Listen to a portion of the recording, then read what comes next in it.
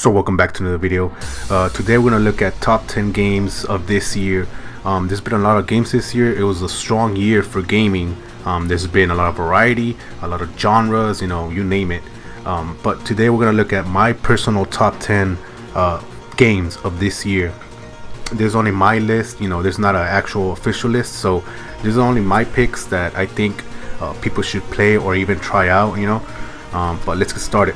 For the first one, we're going to go with one of the first games that I played this year was Horizon Forbidden West. This is a really great sequel to the first Horizon Zero Dawn, and I really recommend this game. It has a beautiful story, beautiful graphics, the characters, everything is perfect, but I do recommend you playing part 1 before playing this one, because it literally continues the story right after part 1, and it's a great sequel. And how video games should do a sequel, I think this is the best way they should do it. Let's move on with the second game that overthrew Horizon, which was because it came out the same month, on February, which was Elden Ring. And what can I say about this game? Everyone knows this game already, I'm pretty sure. Got Game of the Year, I mean, you name it, right? Incredible game. The things they've done in this game, where you can make whatever you want, do whatever you want, play the game however you want, which is crazy, right? And there's not much to say with this game. You already know what you're getting into. You already know it's an incredible game and a must play for sure this year. So for number 3, going with Triangle Strategy. This game came out on the Switch first. Now it's on the PC, but it first came out on the Switch, and it's a 16 8-bit. We're going back to that era, 2D HD graphics. So they have it's really like it looks like an old school game, but with HD graphics, and has like some 3D elements and stuff. So I think it's really cool. The combat is really good, really addicting.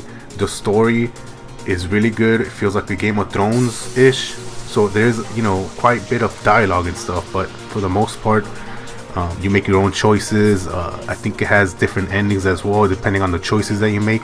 So I think this is a great game to play on the Switch or now on the PC. So for number 4, Xenoblade Chronicles 3, a really great, really phenomenal JRPG, and my personal game of the year for sure from all the games that I played. This game is incredible. The story, the characters, the graphics, the environment, the music, everything is perfect.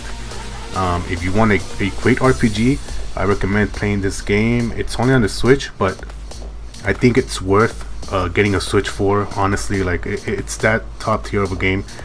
But yeah, that's my game of the year for this year, and let's keep going. So for this next one, I think a lot of people did not play, and it just went under the radar for a lot of people, but for me, I was in there, I was waiting for it, and that's Star Ocean: The Divine Force. This game, this series, it's one of my favorite JRPG series. We've only had one game before this one, which was the last game that we got before this one was Star Ocean on the PS4, and it came out on the 2016. So it's been a while since we've done a new Star Ocean. So you could imagine that I was really hyped when I saw this. The developers were hyping it up. They really promoted it as well. They promoted it really good, and I think people should play it, especially if you played the Tales of Arise game, because it had the same combat mechanics, and I think people that played that game would enjoy this game. If you're into sci-fi or Middle Earth and stuff like that, you would enjoy this game. It's not crazy like Xenoblade Chronicles 3, or like the graphics, they're not as good, but with the budget that they had and what they did with the game, I think it's a really good game overall. So for number 6, Tactics Ogre Reborn. This game is an old game that they remastered or remade, and this game is really addicting. I think in terms of strategy games, I prefer Tactics Reborn than Triangle Strategy, but it's because of just the gameplay itself. I think the gameplay is really addicting. It's really good. you know, making classes however you want, capturing creatures while on the battlefield. Has a lot of elements that you would have a good time with. You know, it's really grindy, like all these aspects that I enjoy. So if you're into tactics games, tactics RPG games, I think, you know, this is a great pick for you. I think it's in every system as well, so it's a really good pickup. So for number 7, we're going with Sonic Frontiers. This game is bringing back what Sonic lost. Like, I think this game is a really great Sonic game, and it's been a while since we've had one as well. The music in here is incredible. Like, everything's good. Yes, there's some bugs, there's some, you know, pop-ups here and there, but for the most part, it's a fun game to play if you want to, you know, just have a good time and chill and stuff like that. I mean, you can't go wrong with Sonic Frontiers. Go pick it up. I think it's in every system as well, so go check it out. For number 8, we have God of War Ragnarock. This game is a masterpiece. If Xenoblade Chronicles 3 didn't come out this year, I think this game would have been my game of the year, but slightly it was for Xenoblade just because of the story, as you know. But for the most part, God of War Ragnarok was beautiful. The voice acting was crazy. It felt like there were real characters, not just, you know, characters in the video game. So the way they capture that, you know, the dialogue, the world, the graphics, like everything's there. You can't go wrong with this game at all. Like, you already know Elden Ring and God of War, it could have been either or for Game of the Year and the Game Awards, so you can't go wrong with this game. You have a PS5. I think this game, just purely on this game, is a must buy for a PS5 for sure. Like, I think everyone should be playing this game if you have a PS5. So let's move on with Dragon Quest Treasures for number 9. This game just came out, and if you love Dragon Quest and you like the Dragon Quest world, I think you would have a good time here.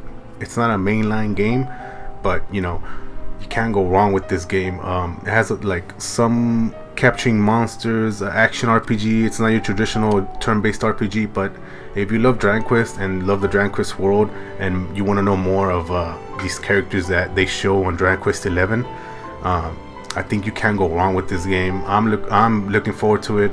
You know, I love Dragon Quest. I became a Dragon Quest believer after Dragon Quest 11, so I'm pretty new with the series, but I already love Dragon Quest. So if you like Dragon Quest, I think you can't go wrong with this game. And for the last one, number 10, is Crisis Core Final Fantasy Reunion.